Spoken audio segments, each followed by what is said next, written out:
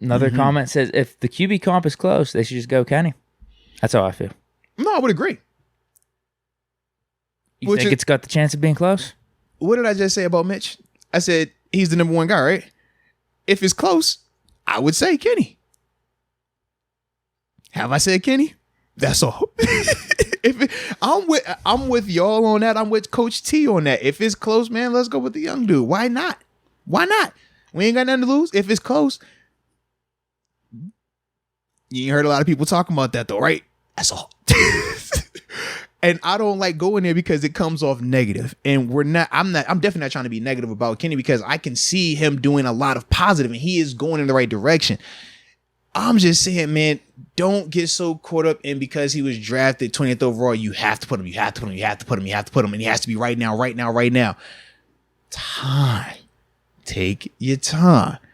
As long as he has the proper time, he will be everything that y'all hope and wish he could be and that we hope and wish he could be. But if you rush him, you're going to see a non-finished product. Just think about when you're streaming a movie, right?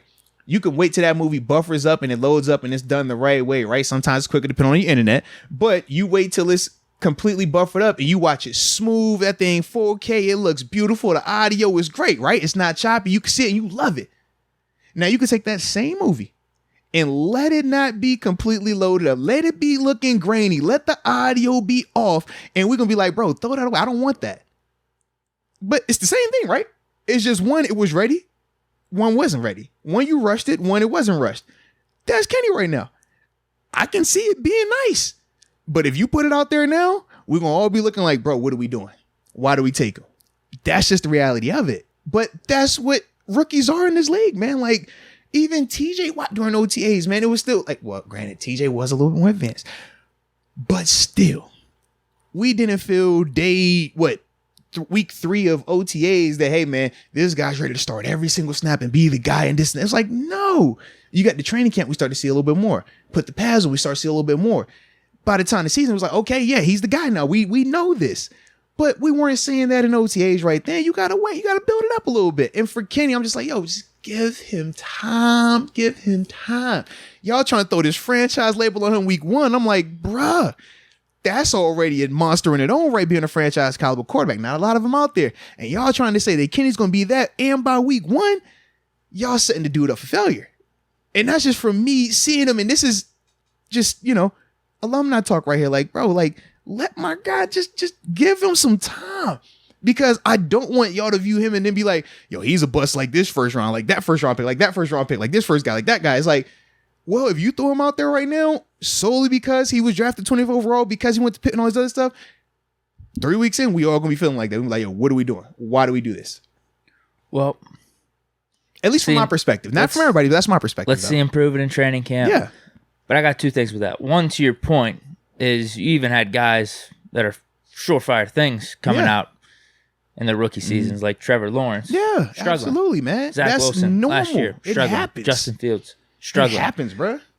But you also do have sometimes the scenarios of the Mac Jones, the Dak Prescott, the Big Ben.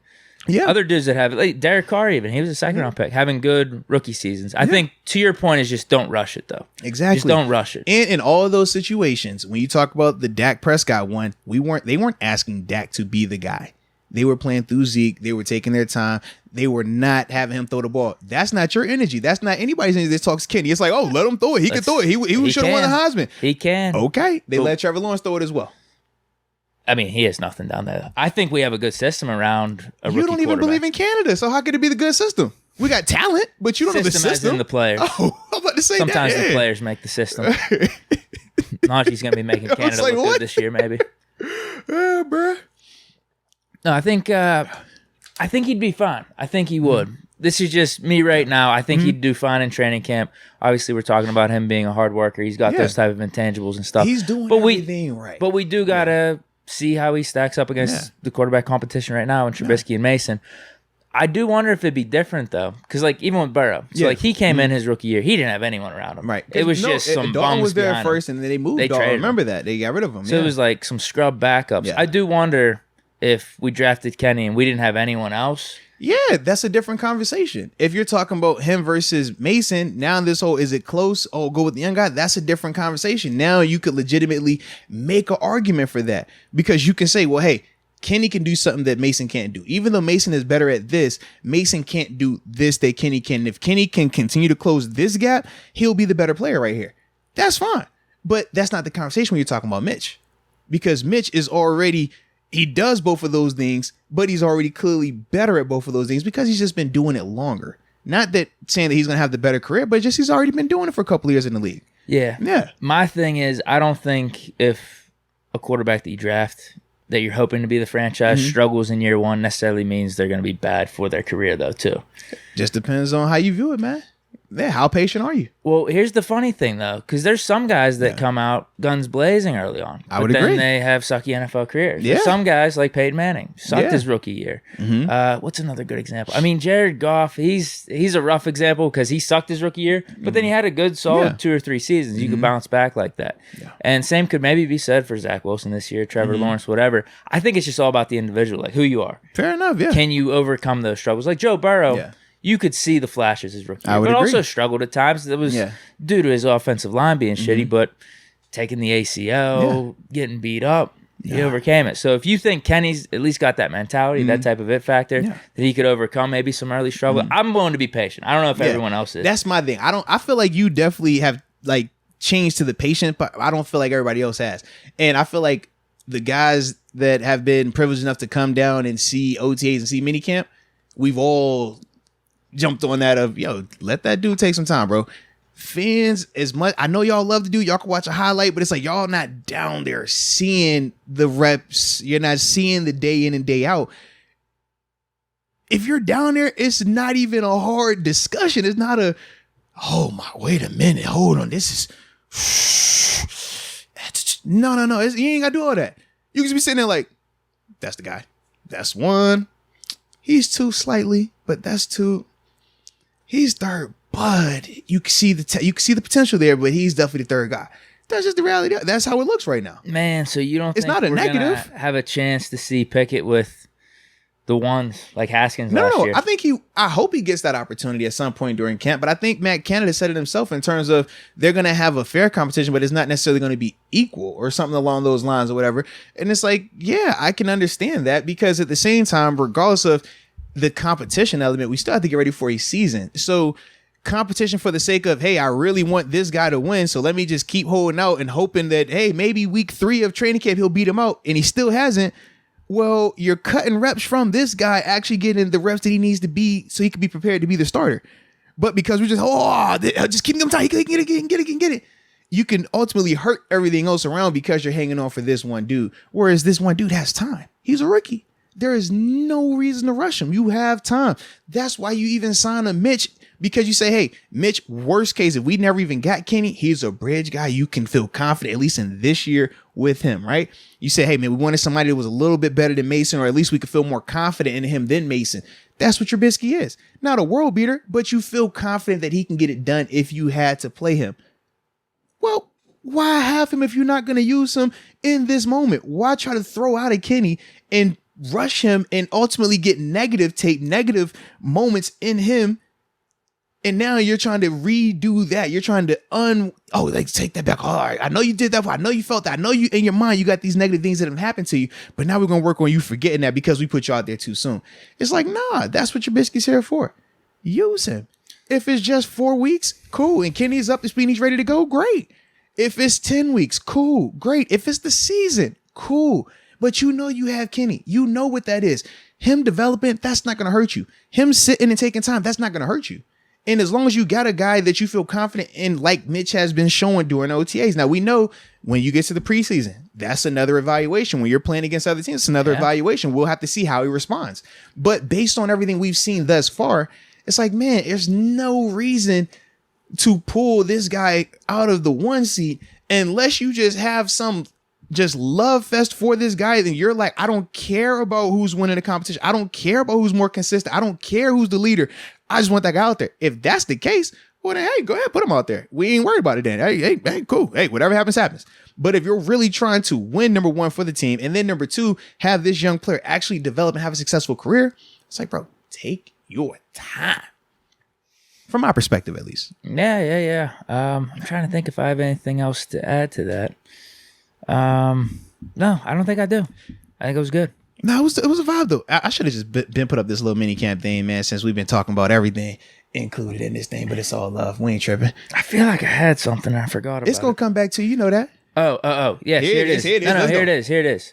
Well, the Steelers handling it this way isn't much of a surprise to me. Well, here's the thing. I have only been alive for how many years?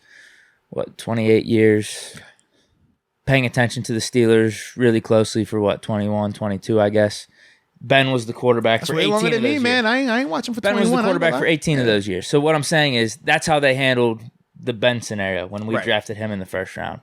We were planning on sitting him probably the whole year, but Maddox got hurt in week 2. And this goes back to what the dude said earlier. I forget who it was, but it was a super chat probably like 30 minutes to an hour ago saying if Mitch went down and we put in Mason, he'd be pissed. And that's how I feel too. If Mitch somehow went down in like week 2 or 3, put in Kenny. Let's see what he can do.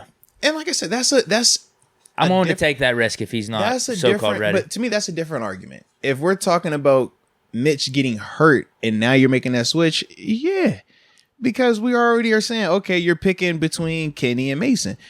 All right, if it's close, go with the young guy. You heard what I said. I said, man, I like Mitch. If it wasn't Mitch and it was just Mason and Kenny, well, now it's like, hey, that's kind of close because this dude has this part, the athletic ability, but the arm is catching up to where Mason is. Mason has the arm, but he doesn't have the athletic ability. Kenny can catch up to the arm. Mason is never going to be able to catch up to the athletic ability. So in that case where it gets close, yes, you do side with Kenny. But when you're talking about Kenny versus Mitch right now, show me or tell me, explain to me how Kenny is a better player today for the team than Mitch.